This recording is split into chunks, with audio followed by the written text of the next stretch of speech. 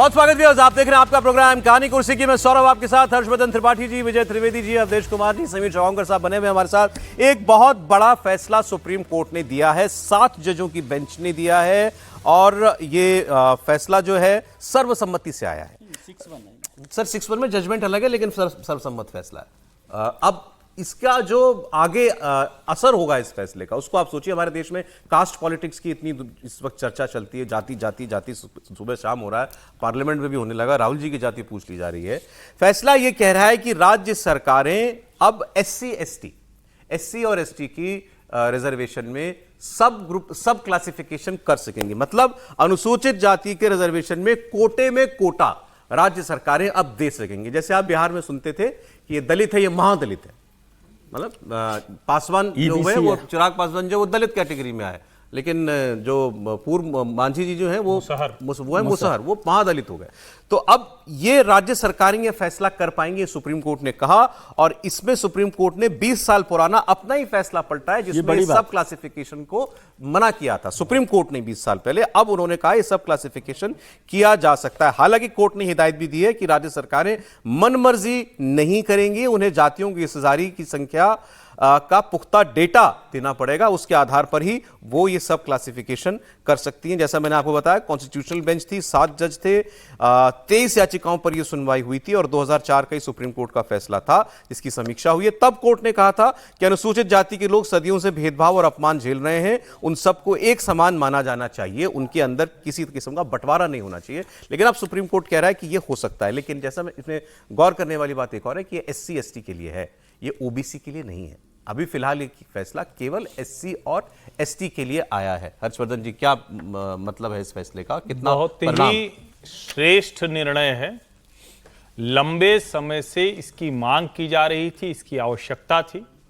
लंबे समय से जो कहा जाता है कि कोटा या कोई भी इस तरह की जो चीज होती है उसमें एक लेयर बन जाती है और वो लेयर ऐसी होती है कि वो लेयर से ज्यादा बाधा बन जाती है, यानी आगे किसी को उसका लाभ न मिले। एक इतनी पतली सी लेयर हुई, जैसे इसको ऐसे समझिए कि दूध गरम आया, उस पर बढ़िया वो मलाई जम जाती है, तो मलाई आपको दिखती है, उसके नीचे दूध में क्या हो गया, कैसा है, वो आपको नहीं नजर आता है। तो ये मलाई होती है। इसीलिए कई बार ये भी कहा जाता है कि आरक्षण की मलाई कौन खा रहा है, क्या कुछ खास वर्गों को मिल रहा है। अब वो मलाई हटेगी, ऊपर नीचे फिर आएगा। अच्छा, आप देखिए, बड़ा मतलब नियम है ये, गर्म दूध में से आप मलाई निकाल के दूसरी जगह रख दीजिए, फिर मलाई आ जाएगी। यानी वो प्रक्रिया आपको निरंतर तय करनी पड़ेगी कि जिनको आरक्षण का लाभ मिल रहा है, कुछ समय के बाद आप उनको उस प्रक्रिया से बाहर निकालें। अब जिम्मेदारी आ गई है राज्य सरकारों के ऊपर। राज्य सरकारों को जो योजनाओं के लिहाज से वो देखते हैं, जो योजनाओं के लिहाज से समय समय पर वो उसको हम गणना नहीं कहते हैं, उसको हम सर्वे नाम देते हैं, तो वो सर्वे वो करते रहते हैं। अब उसमें वो देखें कि किस समाज के लोगों को लाभ मिला, किसको नहीं मिला, उनको वो कोटा विद इन कोटा, जिसको सब कोटा या आरक्षण में आरक्षण कहते हैं, वो उनको वो दें। मुझे लगता है ये श्रेष्ठ व्यवस्था है। धीरे धीरे इसी तरफ जाना ही था और जाना ही चाहिए। विजय जी, नहीं, इसमें 2 बातें हैं, महत्वपूर्ण बातें। एक तो 20 साल पुराना फैसला है और उसमें भी जस्टिस चिनैया का जो फैसला था 2004 का, उसको बदला है सुप्रीम कोर्ट ने और वो पूरे तरह से उलट दिया एक तरह से, क्योंकि जस्टिस चिनैया ने कहा था कि ये नहीं किया जा सकता संविधान के मुताबिक। आर्टिकल 16 का जिक्र किया, आर्टिकल 16(4) का जिक्र किया। लेकिन इसमें एक बड़ी बात क्या है कि एससी एसटी के कोटा में सब कोटा की परमिशन सुप्रीम कोर्ट ने दी है। ये पंजाब सरकार का एक पिटीशन थी, उस पर लंबे समय से चल रहा था वहाँ पर, जिसमें वाल्मीकि और जो मजहबी सिख थे उनको रिजर्वेशन देने की बात चल रही थी, सब कोटा देने की बात हो रही थी, जिस पर लंबी बहस हुई। महत्वपूर्ण क्या है कि ये फैसले को आप ओबीसी के या उस फैसले से नहीं जोड़ सकते जिसमें क्रीमी लेयर को अलग किया गया। यहाँ क्रीमी लेयर का कॉन्सेप्ट नहीं है। इसमें क्रीमी लेयर का कॉन्सेप्ट है, लेकिन उनको अलग नहीं किया गया आरक्षण से। ये बड़ा फर्क है। वहां पर तो आपने एक क्रीमी लेयर बनाई थी, उसको क्रीमी लेयर को अलग कर दिया, लेकिन इस फैसले में क्रीमी लेयर को अलग नहीं किया है। क्रीमी लेयर के साथ साथ उसमें दूसरे जो लोग जिनको फायदा नहीं हुआ है उनको एक सब कोटा दे दिया गया, ताकि उनके पास एक फिक्स नंबर जो है फायदा हो सके। सुप्रीम कोर्ट ने कहा कि इसमें पता है आपको, एससी एसटी में सबसे बड़ी जो मसला है एसटी को लेकर। एसटी में हिंदुस्तान की जो सबसे ताकतवर जाति है वो है मीणा जाति, राजस्थान में, महाराष्ट्र में, मध्य प्रदेश में, वहां पर। और वो मीणा जो जाति है वो हिंदुस्तान के आईएएस और आईपीएस, खासतौर से आईपीएस में सबसे ज्यादा आईपीएस जो है मीणा जाति से IRS भी बहुत है सर। और हाँ आईआरएस भी। तो वो लोग एक ही परिवार के लोग हैं, मतलब एक भाई बना, दूसरा भाई, अभी यहाँ पर सरकार में भी थे, नमो नारायण मीणा साहब थे, वो पहले एसपी रहे, तो कांग्रेस में भी रहे, भारतीय जनता पार्टी में भी रहे, हरीश मीणा भी रहे भले, और उसको व्यक्तिगत बात नहीं कर रहा, और वो उनका नाम मैं केवल इसलिए ले रहा हूँ कि जानते हैं। बाकी ज्यादातर परिवारों में एक ही परिवार के लोग आईएएस, आईपीएस, आईआरएस बन रहे हैं, तो उसमें एसटी की जो दूसरी जातियां उनको मौका ही नहीं मिला। अब सुप्रीम कोर्ट ने क्या कहा कि ये आईएएस और आईपीएस और आईआरएस खुद तय करें कि क्या उनको इस कोटे में रहना चाहिए कि नहीं रहना चाहिए। तो बेसिक फंडामेंटल फर्क है कि वो क्रीमी जो लेयर, आपने ओबीसी और एससी एसटी का बताया, एक तो ये सब क्लासिफिकेशन ओबीसी के लिए नहीं है, इसके लिए है, SC SC के लिए। क्रीमी लेयर वाला जो मामला है वो ओबीसी में तो क्रीमी लेयर अलग ही हो जाता है, उसको आप आरक्षण की प्रक्रिया से बाहर कर देते हैं। इसमें बाहर नहीं करेंगे, लेकिन उसके अलावा औरों को भी मिले, इसके लिए सब क्लासिफिकेशन उसको थोड़ा सा, हाँ, उसमें उनको मौका ज्यादा मिले, उसका सब कट। और एक और चीज है, इसके जो झगड़ा होगा वो क्या झगड़ा होगा कि ये अधिकार दिया है राज्य सरकारों को। अब वो इसको भी कोर्ट किया सुप्रीम कोर्ट ने अपने फैसले में कि ये कहीं अपीजमेंट का रास्ता ना बने, कि भाई आपको जज की आप जिसको अधिकार देंगे वो तो कुछ बनेगा ही बनेगा। नहीं, लेकिन रूलिंग दिए ना सर, रूलिंग दिए सब कोटी में 100% किसी एक जाति को आप नहीं दे सकते, 100% नहीं दे सकते। और दूसरा, आप उसके लिए फैक्चुअल वो दें कि भाई ये आबादी इतनी है, डाटा सबमिट करना पड़ेगा। डाटा किसी को अगर दे रहे हो उसके अंदर, तो उसका डाटा आपके पास पुख्ता होना चाहिए और आपको सार्वजनिक करना पड़ेगा कि इस जाति का इतना डाटा है, लेकिन फिर भी एक संभावना, एक आशंका, मतलब राज्य सरकारें मनमानी नहीं कर पाएंगी। देखिए, इसका क्या है कि अभी तक ये पावर सेंटर के पास होता था कि हम किसको अनुसूचित जाति जनजाति मानते हैं, उसमें किसको शामिल करते हैं। 341 और 342 विशेष अधिकार देता है संसद को कि उसके करने के बाद राष्ट्रपति उस पर करेंगे। इसी आधार पर पिछली बार भी ये मामला जो है हुआ था, नकारा था कि ये नहीं दिया जा सकता है। इसलिए ये थोड़ा राज्यों को अधिकार देना जो है, ये विकेंद्रीकरण का भी एक प्रयास है, क्योंकि राज्यों को ज्यादा शायद जानकारी होगी इसके बारे में। सर, इसमें एक चीज मैं करेक्ट कर दूं आपको कि इसमें SC ST की जो जातियां हैं ना, वो आपको डिसाइड नहीं करनी, वो अधिकार केंद्र जाति के अंदर, जाति में सब कैटेगरी, हाँ, लेकिन वो भी उपजाति, सुनिए ना सर, नई जाति को उसमें शामिल नहीं कर सकते। ना, उपजाति को आप उसमें उपजाति ये है, हाँ। वो ये जरा ये तो करे, भारत की जाति व्यवस्था इतनी जटिल है, यही तो उसमें पूरा जो लॉजिक था कि 341 का 2 जो है वो राष्ट्रपति को अधिकार देता है पहले रोकने का, 14, 15, 16 जो है वो क्या अधिकार देता है। तो इसीलिए तो इतनी लंबी बहस चली है, उसको नकार दिया है कि नहीं, इससे इसमें कोई केंद्र का अधिकार, राष्ट्रपति का अधिकार और उसका अधिकार बाधित नहीं होता है जी।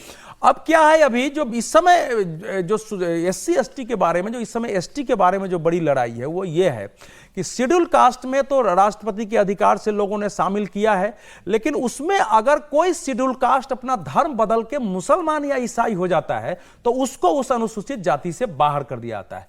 लेकिन 342 में यह प्रोविजन नहीं है, तो वो इसलिए उसकी एक लड़ाई चल रही है कि ये प्रोविजन 342 में भी हो। तो जो खतरा है कि क्या इस फैसले का लाभ उठा करके क्या ये इसको इस प्रकार से आगे बढ़ाया जा सकता है कि उसमें एक्सक्लूड है, उसकी समस्या पैदा हो सकती है भविष्य में उप वर्गीकरण में। इसलिए इसके पीछे एक बड़ी चिंता भी है, वो एक लड़ाई भी चल रही है। लेकिन जो इसका एक सैद्धांतिक पक्ष है कि अगर किसी भी कास्ट को लगातार आरक्षण मिल रहा है, वैसा आज की पॉलिटिकल पार्टियों में हैसियत ही नहीं है कि इतना बड़ा साहस करे कि जिन पार्टियों में एक सीमा तक मिलकर उनका आर्थिक स्थिति, उनकी सामाजिक स्थिति बेहतर हो गई है, उनको छांट के फिर वर्गीकरण करे। क्योंकि एक जज साहब ने टिप्पणी की है कि क्रीमी लेयर बना, इसमें करो, क्रीमी लेयर को लागू करो, एक जज का है। तो ये जितना दिखाई देता है और ठीक है कि इससे जरा ताकत राज्यों को मिली। अच्छी नियत का है। पिछड़ी जाति का बता, पिछड़ी जाति में जब नरेंद्र मोदी सरकार ने जब पिछड़ा जाति आयोग का, इस समय पिछड़ा कर रहे हैं ना, यूपीए सरकार ने पिछड़ा जाति आयोग बनाया लेकिन उसको संवैधानिक दर्जा नहीं दिया। नरेंद्र मोदी सरकार ने उसको संवैधानिक दर्जा दिया और राज्यों को अधिकार दिया कि आप इसमें चाहें तो अपने अनुसार जातियां शामिल कर सकते हैं, उसका वर्गीकरण भी कर सकते हैं। यह राज्यों को अधिकार दिया था। पहले उस मामले में भी राज्यों को अधिकार नहीं होता था, उनको सेंटर के पास भेजना पड़ता था, सेंटर उसको फिर मानता था, फिर उसके बाद जाता था। तो यह पहले से पिछड़ी जाति में नरेंद्र मोदी सरकार ने दिया है। उसके बाद ये इस स्थिति में नहीं थी। नहीं, ऐसा ये सब क्लासिफिकेशन कर सकते हैं, कोटा में कोटा, ओबीसी में कहां है? नहीं, देखिए, कोटा में कोटा हम कह रहे हैं ना, इसमें बहुत सारे बुद्धि है भाई, कुर्मी है उसमें। अब कुर्मियों में मान लीजिए एक उप जाति है, कोई वर्गीकरण तो कर सकता है ना कि ये है, इसको इसमें शामिल किया जाए, इसमें मैं कह रहा हूं नहीं किया इसका जाए। अगला नेक्स्ट लॉजिकल स्टेप तो ये हुआ ना, आपने SC ST में सब क्लासिफिकेशन दे दिया, तो ओबीसी में भी दीजिए समीर जी। रोहिणी कमिशन वही तो है। रोहिणी वही है, तो वो तो आ नहीं रहा है सामने। रोहिणी कोई कमीशन MBC और में बाकी यही finding ढूंढना है ना कि 4000 जातियां हैं, जो जितना आरक्षण मिलता है उसका 60% वो ले जाती है, बाकी जातियां 40% में बटी हुई, और कई तो ऐसी जिनको मिला ही नहीं है इसका लाभ।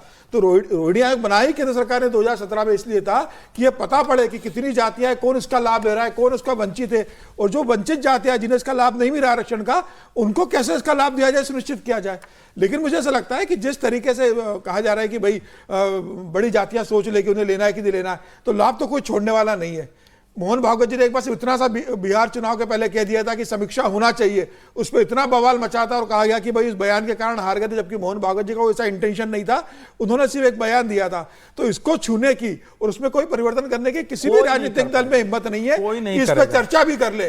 छूना तो दूर की बात है, इस पर कोई चर्चा की शुरुआत कर दे, कोई राजनीतिक दल हिम्मत नहीं है। और तो वो क्रीमी लेयर भी कानून जो है कितना इफेक्टिव होगा कि आपके पास वो पूजा खेड़कर जैसी IAS भी आ गई थी, जिसको हटा दिया है सेवा से अच्छा के, लेकिन उसके जैसे कितने होंगे जिसने क्रीमी लेयर खुद को नॉन क्रीमी लेयर साबित कर ऑडी चलाने वाली। ये तो व्यवस्था का दोष है ना। आप वो काम तो ठीक ही है ना, अब आप पकड़ ही नहीं पाए, उसका दिव्यांग सर्टिफिकेट आप नहीं पकड़ पाए, उसकी क्रीमी लेयर नहीं पकड़ पाए, उसकी ऑडी नहीं पकड़ पाए, उसके माता पिता करोड़ों के मालिक हो नहीं पकड़ पाए, तो ये पूरी व्यवस्था पर दोष है। ये वो मसला ज्यादा है, लेकिन वो होना तो चाहिए। सुप्रीम कोर्ट का जजमेंट जो आया है सर, सुप्रीम कोर्ट के जजमेंट में इंटेंशन सुप्रीम कोर्ट बहुत अच्छा है, लेकिन राज्य सरकार का इंटेंशन कैसा रहेगा? राज्य सरकार है तो राजनीतिक लाभ लेंगे इसका। बस अब इस पर राजनीति शुरू होगी। जो आरक्षण सामाजिक न्याय का एक प्रमुख आधार बनाया गया था कि समाज में चाहे विकृति के कारण जो पिछड़े हैं, दलित है, उनको सरकारी नौकरियों में आगे लाया जाए ताकि वो उनकी सामाजिक आर्थिक स्थिति सुधरे। दुर्भाग्य से तथाकथित मंडलवादी नेताओं ने इसको राजनीतिक हथियार बना दिया है, जिससे था कि जातियां धीरे धीरे टूटेंगी, जाति भेद खत्म हो गया। जो जाति तोड़ने के नाम पर नेता आए थे वो कुछ जातियों के नेता बन के खड़े हो रहे हैं उस आरक्षण के कारण। यह बहुत चिंताजनक है। इस पर सुप्रीम कोर्ट या कोई वंचित आदमी को लाभ मिले जिसको अब तक नहीं मिला, इस नियत से फैसला आया। देखिए राज्य सरकारें इसके साथ क्या करती है। का दुरुपयोग सदुपयोग होता है, लेकिन बहुत अच्छा है। राजनीतिक लाभ भी लेंगे तो भी कुछ और लोगों को लाभ मिलेगा, लेयर नीचे। अब जरा मैं आपको गोरखपुर की खबर बता दूं, एक मजेदार गोरखपुर की सर इंटरेस्टिंग हरिशंकर तिवारी जी, उनका भी पूरा इतिहास बता देंगे अभी आपको। बाहुबली थे हरिशंकर तिवारी और तमाम पार्टियों में रहे हैं, कैबिनेट मंत्री रहे हैं, अब दिवंगत हैं। हरिशंकर तिवारी जी के गांव में उनकी प्रतिमा लगने वाली थी। अच्छा, ये कहा जा रहा है कि ये फैसला कोई उनके परिवार का नहीं था, ये फैसला गांव वालों का था कि उन भाई तिवारी जी की याद में उनकी यहाँ पर एक प्रतिमा होनी चाहिए। प्रतिमा शायद तैयार भी हो गई थी, प्रतिमा का जो चबूतरा होता है वो बन के लग गया था। प्रशासन को खबर मिली कि यहाँ तो ऐसा कुछ हो रहा है, प्रशासन के लोग पहुंचे, उन्होंने चबूतरा तोड़ दिया, हटा दिया। इसको लेकर के हंगामा है। इसको लेकर के अखिलेश यादव फिर बोले, आजकल अखिलेश यादव ज़्यादा एक्टिव है, तो उन्होंने कहा कि भाई पहले तो ये घर मकान तोड़ता था बुलडोजर, अब तो ये दिवंगतों का मान सम्मान तोड़ने लगा है। हरिशंकर तिवारी की मूर्ति भी नहीं लग सकती अब योगी जी के राज में। मामला है गोरखपुर का, गोरखपुर के योगी जी, गोरखपुर के हरिशंकर तिवारी। अब उनके बेटे जो हैं उनका भी बयान हमारे सामने आया, वो भी मैं आपको दिखाता हूं। अच्छा, एक बड़ी खबर आ रही है इस बीच, उसकी और हम लोग जरा रुक कर लें। श्री कृष्ण जन्मभूमि मामले में हिंदू पक्ष की एक बड़ी जीत हुई है। इलाहाबाद हाईकोर्ट में मुस्लिम पक्ष की याचिका खारिज हो गई है। हिंदू पक्ष की याचिका पर सुनवाई जारी रहेगी। ये सुनवाई योग्य मानी है हिंदू पक्ष की याचिका हाईकोर्ट ने। यह एक बड़ा फैसला है कि अभी इसमें सुनवाई इसी बात पर हो रही थी कि मुकदमा चले या न चले, ये सुनवाई हो सकती है नहीं हो सकती है। तो याचिका को सुनवाई योग्य मान लिया है हाईकोर्ट ने, मुस्लिम पक्ष की दलील को खारिज किया है। और इसमें चूंकि बार बार ये कहा जाता है, हवाला दिया जाता है जो प्लेसेस ऑफ वर्शिप एक्ट है कि उसके तहत ये डिबार्ड हैं, इस किस्म के विवाद जो है अदालतों में उठाए ही नहीं जा सकते। लेकिन हाईकोर्ट ने इस मामले को सुनवाई योग्य मान लिया है। तो ये अपने आप में बड़ा फैसला है। हर्षवर्धन जी, नहीं, मुझे लगता है कि जो प्लेसेज ऑफ वर्शिप एक्ट की बुनियाद है वही यहाँ पर लागू नहीं होती। 1991 का प्लेसेज ऑफ वर्शिप एक्ट है, 1947 यानी स्वतंत्रता उसकी कट ऑफ डेट है। ये तीनों ही मामले, अब तो अयोध्या रहा नहीं, लेकिन अगर जिस लिहाज से नरसिंहा राव जी की सरकार ने किया था, कांग्रेस की सरकार ने, तो चाहे ज्ञानवापी हो, चाहे अयोध्या हो और चाहे मथुरा हो, इसमें कहीं कोई इस वाले कालखंड का तो कोई लेना देना ही नहीं है। कोई ऐसा तो है नहीं कि 47 के बाद कुछ किसी चीज पर सवाल खड़ा किया जा रहा है। तो ये पहले भी माना जा रहा था। और दूसरा इसका एक पहलू कि सर्वे से तो रोका ही नहीं जा सकता ना। अगर आप किसी को हिंदुओं के, आप उनके उस अधिकार से कैसे वंचित कर सकते हैं। और जो लोग भी जाते हैं, चूंकि श्री कृष्ण जन्मभूमि, जो भी जिसने भी देखा हुआ, श्री कृष्ण जन्मभूमि के ठीक बगल जो ये वो ईदगाह वाली मस्जिद है, उस मस्जिद को ही आप देख लेंगे तो समझ में आ जाएगा कि वो सिर्फ और सिर्फ राजनीतिक हितों के लिए संभाल हिंदू पक्ष के जो वकील थे विष्णु शंकर जैन, उनकी बात सुना देते हैं आपको। फैसला है, बहुत महत्वपूर्ण फैसला है। 4 साल 25 सितंबर 2020 को पहला सूट फाइल हुआ था और यहाँ इलाहाबाद हाईकोर्ट में पोषणीयता को लेके 4 महीने की काफी डिटेल सुनवाई हुई है। और आज माननीय इलाहाबाद हाईकोर्ट ने जो 18 के 18 सूट हैं होल्ड किया है कि ये सारे suit cause of action disclose करते हैं, मेंटेनेबल हैं और किसी भी लॉ के प्रोविजन से बाधित नहीं है। तो जो 7/11 की अग्नि परीक्षा थी वो हमने पार की है और अब इस केस में ट्रायल होगा। हम सारे लोगों को ये अपॉर्चुनिटी मिलेगी, हम अपनी एविडेंस लीड करें। और इन द मीन टाइम जो एडवोकेट कमीशन के सर्वे पे इलाहाबाद हाईकोर्ट के आदेश पे रोक लगाई है माननीय उच्चतम न्यायालय ने, हम in the mean time honourable supreme court जाएंगे और स्टे वेकेशन की मांग करेंगे। साथ ही साथ इस ऑर्डर के खिलाफ सुप्रीम कोर्ट में कैविएट भी दाखिल करेंगे। आपका ग्राउंड क्या था जिसको कोर्ट ने अप्रूव किया? देखिए, सबसे बेसिक ग्राउंड हमारा यही था कि प्लेसेस ऑफ वर्शिप एक्ट धार्मिक स्वरूप तय करने की स्वतंत्रता देता है। और जो एक गलत नैरेटिव फैलाया जा रहा है कि प्लेसेस ऑफ वर्शिप एक्ट से केस बाधित हैं, ये ज्ञान व्यापी में भी होल्ड हो चुका है इलाहाबाद हाईकोर्ट द्वारा ही कि ये case places of worship act से बाधित नहीं, वक्फ एक्ट से बाधित नहीं है। और कृष्ण जन्मभूमि के केस में भी यही बात होल्ड हुई है। उसका मूल कारण ये है कि वक्फ का भी जो नोटिफिकेशन है वो नॉन मुस्लिम्स पे इस केस के फैक्ट्स में अप्लाई नहीं करता। नहीं, ऐसा नहीं है कि कुछ इश्यूज पे सुनवाई, आज कोर्ट ने 7/11 की एप्लीकेशन खारिज की है और अब सुनवाई पे मामला लगाया है 12 अगस्त से। अब इस मामले की सुनवाई 12 अगस्त से, हाँ जी जी, अब सारे में वाद बिंदु बनेगा और न्यायालय अपने हिसाब से सीपीसी की प्रक्रिया को फॉलो करते हुए आगे बढ़े। हिंदू पक्ष के वकील हैं विष्णु शंकर जैन, काफी कुछ इन्होंने बताया। प्लेसेस ऑफ वर्शिप एक्ट क्यों इस पर लागू नहीं होता ये भी इन्होंने बताया। इनकी कौन सी दलील जो थी वो हाईकोर्ट ने मानी है। तस्वीर आपके सामने दिखी रही है, एक तरफ श्री कृष्ण मंदिर है और दूसरी ओर जो है ईदगाह मस्जिद है। विवाद बहुत कुछ अयोध्या जैसा, बहुत कुछ काशी जैसा ये दिखाई देता है। और जो सर्वे जैसे हुआ था ज्ञानवापी मस्जिद में बनारस के अंदर, ऐसा ही सर्वे यहां पर भी चल रहा था। सुप्रीम कोर्ट ने उसके ऊपर फिलहाल रोक लगा रखी है। रुचि कुमार हमारी सहयोगी इस खबर पर आपको और डिटेल देंगे, जुड़ गई हमारे साथ। रुचि, थोड़ा बैकग्राउंड भी बताइएगा। अभी बता रहे थे विष्णु शंकर जैन कि कैसे बड़ी जीत है ये। देखिए, करीब 14 एकड़ जमीन जो वहाँ पर है मथुरा में, उसका विवाद है। करीब 2.5 एकड़ जमीन पर वहाँ मस्जिद बनी हुई है।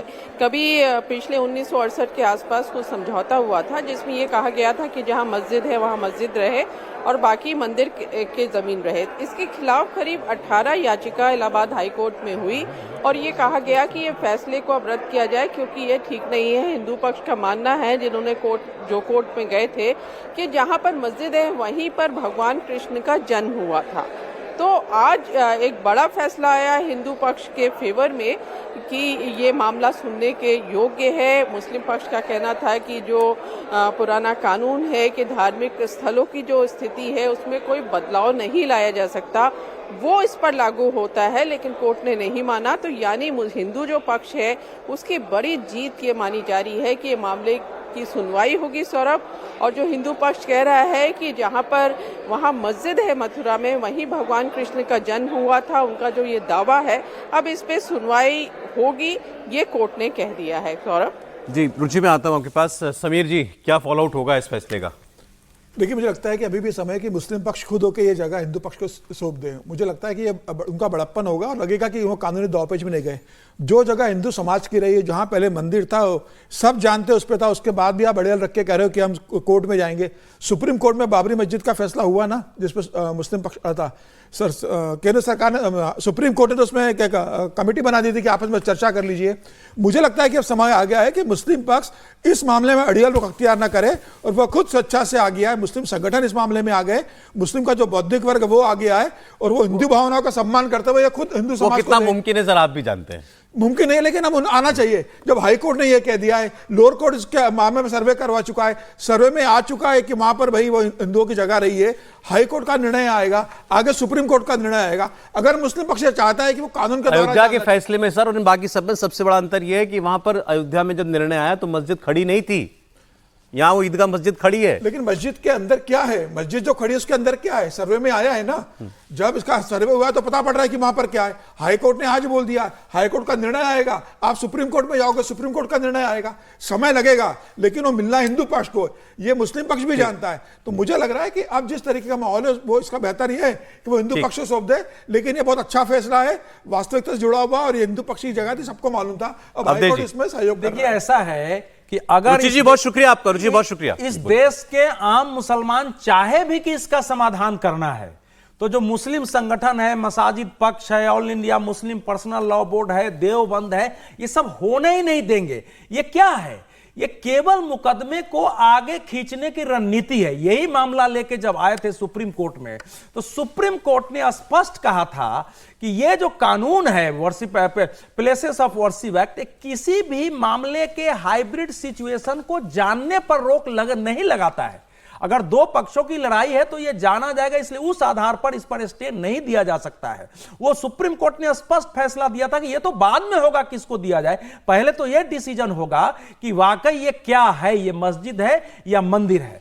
दूसरी बात जो आप कर रहे हैं, देखिए अयोध्या के बारे में स्पष्ट ऐतिहासिक प्रमाण जिसको कोर्ट में एविडेंस कहते हैं ना, उसकी कमी थी। शास्त्रीय प्रमाण थे, ग्रंथों में लिखे हुए थे, लेकिन इसमें तो बाजाबता अभिलेख हैं, सरकारों के उस समय के औरंगजेब के पत्र हैं, तोड़ने वाला लिख रहा है कि हमने इसको समतल कर दिया है। तो इतने ज्यादा उस दोनों में आप देख रहे हैं कि इसमें जो जटिलता है दोनों में अंतर है। ठीक है सर। मुस्लिम इसके बाद ये होगा कि मुकदमा तो चल ही रहा था, आप रुकवाने आए थे, मुकदमा ना हो, सर्वे हो रहा है, सर्वे रुकवाने आते हैं। अब देखिए कोई तर्क नहीं होता। अब सुप्रीम कोर्ट क्या करता है इस पर देखिए, अभी तो अदालत, ये हाई कोर्ट का फैसला